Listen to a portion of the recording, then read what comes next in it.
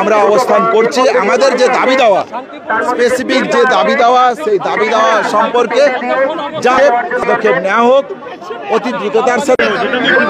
হ্যাঁ, ওনারা কোঅপারেট করছেন, অবভিয়াসলি বিধাননগর পুলিশ কোঅপারেট করছেন, একদমই তাই। আমাদের প্রথমেই বলি, আমরা অন্যায়ের বিরুদ্ধে কথা বলতে এসেছি, সেইখানে অন্য কোনো রকম অন্যায় চাই না। তাই আমরাও পুলিশকে জানিয়েছিলাম আমরা শান্তিপূর্ণ অবস্থান বিক্ষোভ এবং মিছিল করব। ওনারাও বলেছেন ওনারাও সেই দিকটা এনশিওর করবেন।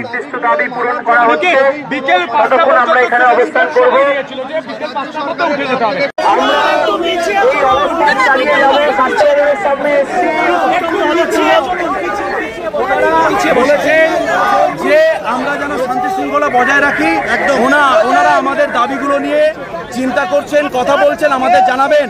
কিন্তু যতক্ষণ না আমাদের দাবিগুলো মেনে নেওয়া হচ্ছে আমরা এখানে অবস্থান বিক্ষোভ করব, আমরা সরে যাব না। সেটা যতক্ষণই লাগুক, যে কোনো সময় লাগুক, শান্তিপূর্ণ অবস্থান বিক্ষোভ চালিয়ে যাব। ততক্ষণে জনগণ কিছু বলেছে না, সেটা কিছু বলেনি।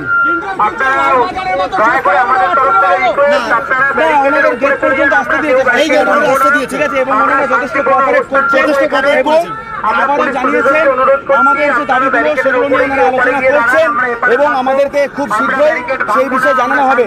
কিন্তু যতক্ষণ না আমাদের দাবিগুলো মেনে নেওয়া হচ্ছে ততক্ষণ আমাদের অবস্থান বিক্ষোভ চলবে।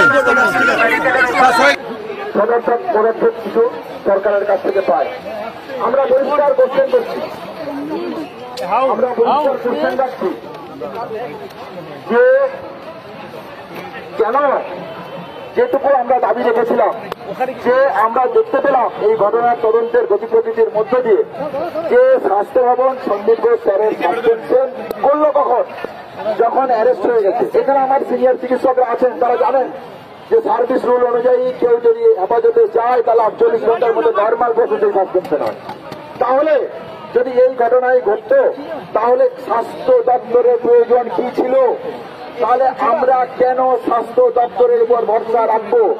যে পাহাড় প্রমাণ দুর্নীতির অভিযোগ ছিল, যে তদন্তের মধ্যে দিয়ে যে সমস্যাগুলো উঠে এসছে, কেন এভিডেন্স টেম্পারিং তথ্য প্রমাণের যে যে অভিযোগ উঠে এসেছে সেই অভিযোগকে সামনে রেখে তাকে কেন ডিসিপ্লিনারি অ্যাকশনের মধ্যে সাসপেন্ড করা হবে না?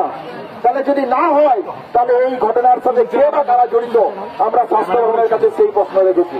তাহলে সেই জায়গা থেকে আমাদের সুনির্দিষ্ট দাবি উঠে এসছে যে ডিএমই ডিএসএইচ প্রিন্সিপাল সেক্রেটারি তারা কি এই ঘটনাক্রমের সাথে এই গভীর বাসাতে যুক্ত নয়? তাহলে তারা যদি যুক্ত হয় তাদের পদত্যাগ চাওয়া কি এমন দাবি আমরা রেখেছি? এই দাবি কি অনৈতিক? তাহলে যদি এই দাবি অনৈতিক হয় না হয় তাহলে কেন আমরা এইখান থেকে উঠে চলে যাব? আমাদের অবস্থান বিক্ষোভ যেমন চলছে আমরা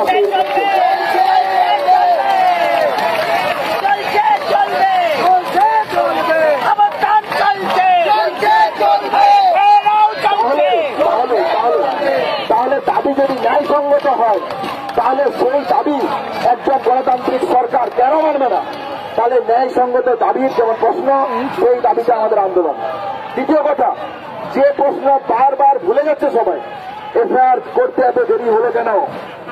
এই ক্রাইম সিনকে কর্ডন করা হলো না কেন? ওই ক্রাইম সিনের মধ্যে বহিরাগতরা ঢুকলো কিভাবে? তথ্য প্রমাণ লোপাটের জন্য রিকনস্ট্রাকশনের যে অর্ডার এসেছিল সেই অর্ডারের জায়গাকে আটকাতে পারলে না কেন পুলিশ? এভিডেন্স টেম্পারিং এর কথা, রিপোর্টের কথা বারবার মহামান্য আদালতের কাছে উঠেছে। তাহলে তারপরেও আমরা যদি সিপির রেজিগনেশন চাই, আমি আপনাদের কাছে জানতে চাইছি এই দাবি কি ন্যায়সঙ্গত নয়? তাহলে যদি এই দাবি ন্যায়সঙ্গত হয় তাহলে আমাদের কি আর চাওয়ার থাকছে, কি আর চাওয়ার আছে? এইটুকুই তো আমরা চেয়েছি। চতুর্থ এবং পঞ্চম, মহামান্য সুপ্রিম কোর্টে বলেছে যে আমরা 5টার মধ্যে তোমাদেরকে কাজে যেমন যোগ দিতে বলছি, কলেজের ভিতরে সুরক্ষা এবং সেফটি সিকিউরিটির প্রশ্ন রাজ্য সরকার দেখবে। কিন্তু আমি জানতে চাই এইখানে যে সমস্ত কলেজের ছাত্রছাত্রীরা আছে এখনো অব্দি কোন অ্যাডমিনিস্ট্রেটিভ অথরিটি কোন রকম কোন সুরক্ষার প্রশ্নে আমাদের সাথে আলোচনা করেছে? তাহলে যদি না করে থাকে তাহলে সুপ্রিম কোর্ট যে ডাইরেকশন দিয়েছে রাজ্য সরকারের কাছে তারা কি সেই রাজ্য সরকার কি সেই ডাইরেকশন মানছে? তাহলে যদি না মানে শুধু আমাদের যে সুনির্দিষ্ট ন্যায়সঙ্গত দাবির জন্য আমরা এই আন্দোলন শুরু করেছি, আমাদের কাছে এই ন্যায়সঙ্গত আন্দোলনের জায়গা থেকে পিছু পা হওয়ার কোন জায়গা নেই। দ্বিতীয়ত, আমরা যেটা বলেছি কলেজে সুষ্ঠু স্বাভাবিক গণতান্ত্রিক পরিবেশ তৈরি করার জন্য প্রেসিডেন্ট ডক্টর অ্যাসোসিয়েশন এবং স্টুডেন্ট ইউনিয়ন তৈরি করতে হবে ইলেকশন পদ্ধতির মাধ্যমে। আমরা কি অনৈতিক দাবি রেখেছি? তাহলে এই যে দাবি আমাদের, এই দাবি নিয়ে আমরা ডেডলাইন যে এই অবজারভেশন রেখেছে সেটাকে সম্মান রেখে আমি বলছি, আমাদের হেলথ রিক্রুটমেন্টের অবস্থা কি? তাহলে একজন পিজিটি যদি ট্রেনিং হয় তাহলে তার উপর যদি এই টোটাল স্বাস্থ্য সিস্টেম দাঁড়িয়ে থাকে, তাহলে আমি মনে করি যে এই স্বাস্থ্য ভবনের প্রয়োজন কি? তাহলে স্বাস্থ্য ভবন হেলথ রিক্রুটমেন্ট নিয়ে কি করেছে? একটা মোটাগোলা স্বাস্থ্য সিস্টেমের মধ্য দিয়ে সাধারণ মানুষকে পরিষেবা দিতে চাইছে। তাহলে এই পরিষেবা আমরা এর আগেও দেখেছি যে একটা রুগী রেফার হতে হতে হতে হতে যখন বেড পায় না, বিভিন্ন জায়গা জুড়ে ঘুরতে থাকে, চিকিৎসার জন্য পর্যাপ্ত ইনফ্রাস্ট্রাকচার পায় না, সে কি পর্যাপ্ত চিকিৎসা পায় না? বারবার দুনিয়ার ডাক্তারদেরকে আক্রমণ করে না করে যদি সরকার এই স্বাস্থ্য ব্যবস্থাকে ঢেলে সাজানোর সদর্থক ভূমিকা নিত, তাহলে আজকে এই দিন দেখতে হতো না। আমরা সেই জায়গা থেকে এই স্বাস্থ্য ভবনে অবস্থান করছি। আপনাদেরকে এটাও ভেবে দেখার জন্য রাখবো, মিডিয়া বন্ধুদের মাধ্যমে সমস্ত সাধারণ মানুষের কাছে এই বার্তা পৌঁছে দিতে চাইছি। তাহলে 5টা অব্দি আমরা সময়সীমা দিয়েছিলাম। ন্যায়সঙ্গত দাবিতে আমাদের যে আন্দোলন চলছিল, অবস্থান বিক্ষোভ আমরা কন্টিনিউ করছি। এই মুহূর্তে অবস্থান বিক্ষোভ চলবে। এই মুহূর্তে সেই 5টার মধ্যে আমাদের দাবি মেনে নিতে হবে।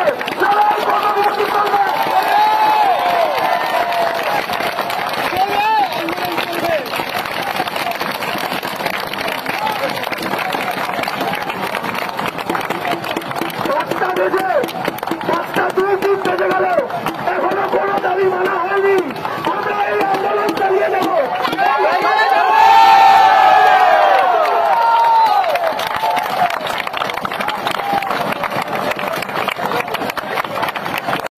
ক্ষমতা আইনে ডিএমই দেখে যা, জনগণের ক্ষমতা আইনে ডিএমই দেখে যা, জনগণের ক্ষমতা আইডিএমই দেখে যা, আন্দোলনের ক্ষমতা ছাত্রছাত্রীর দেখে যা, বিপ্লবের ক্ষমতা ছাত্রছাত্রীর দেখে যা, বিক্ষোভের ক্ষমতা ছাত্রছাত্রীর দেখে যা, দ্বারার ক্ষমতা স্বাস্থ্যমন্ত্রী দেখে যা, এবার শিক্ষের ক্ষমতা স্বাস্থ্যমন্ত্রী দেখে যা, দ্বারার ক্ষমতা স্বাস্থ্যমন্ত্রী দেখে যা, দ্বারার ক্ষমতা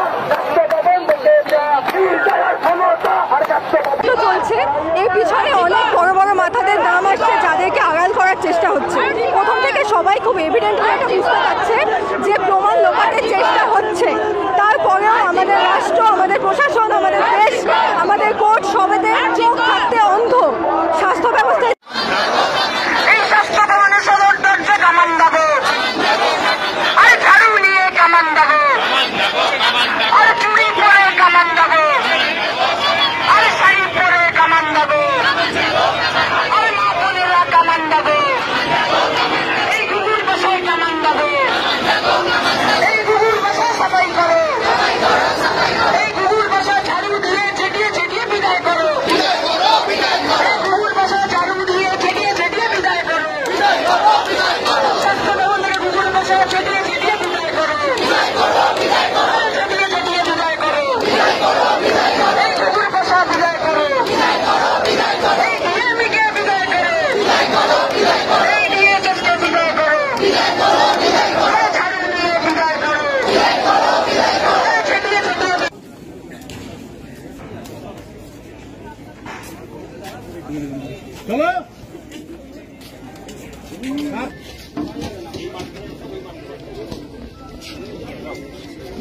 আর লাগবে না।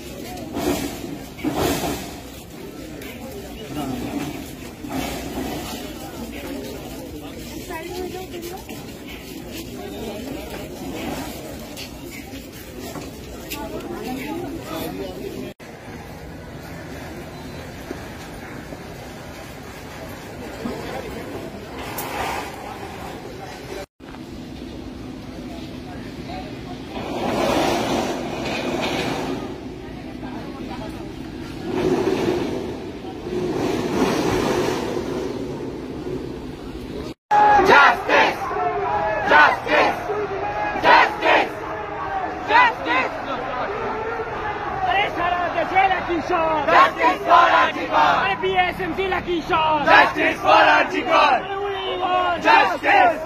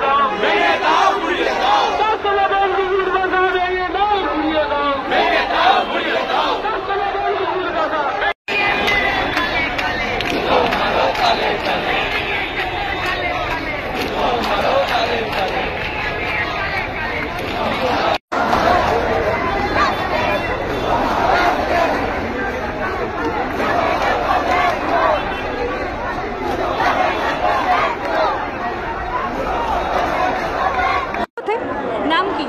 ডক্টর ফাল্গুনী ভট্টাচার্য। বারবার তোমরা বলেছো কর্মবিরতি থেকে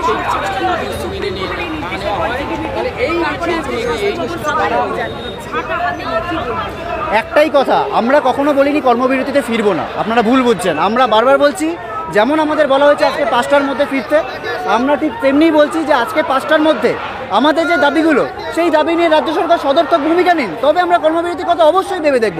আমরা একবারও কিন্তু বলিনি যে আমরা কর্মবিরতি চালিয়ে যাব।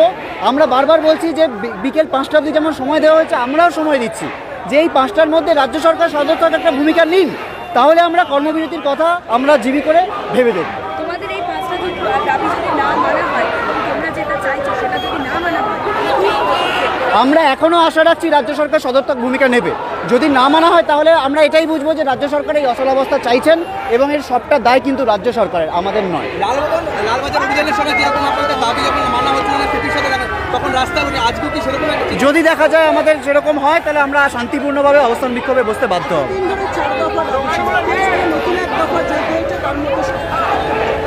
নতুন এক দফা নয়, আমরা প্রথম থেকে বলেছি প্রত্যক্ষ পরোক্ষভাবে যারা তথ্য প্রমাণ লোপাটের সাথে যুক্ত তাদের তদন্তের আওতায় আনতে হবে। আমরা দেখেছি যে ঘর ভাঙার নোটিশ, তাতে ডিএমই সাইন আছে, ডিএইচএস সাইন আছে, হেলথ সেক্রেটারি সাইন আছে। আমাদের 5 নম্বর যে দাবি ছিল যে থ্রেট সিন্ডিকেট তুলে ফেলতে হবে, তা এই ডিএমই ডিএইচএস এর প্রত্যক্ষ মদতে হয়েছে। কোনো নতুন দাবি আমরা করছি না, প্রত্যেকটা দাবি আগের দাবির সাথে সামঞ্জস্যপূর্ণ। যে সিন্ডিকেট রাজ চলছে সেই সিন্ডিকেট রাজকে আমরা সাফাই